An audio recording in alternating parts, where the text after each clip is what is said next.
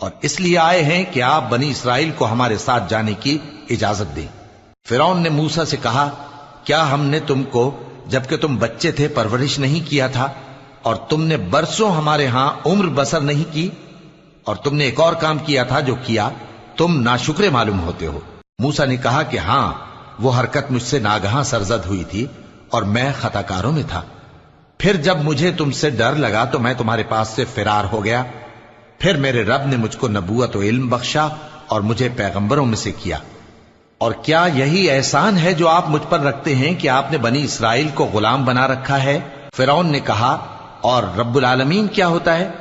فرمایا، آسمانوں اور زمین اور جو کچھ ان دونوں میں ہے سب کا مالک، بشرطے کہ تم لوگوں کو یقین ہو۔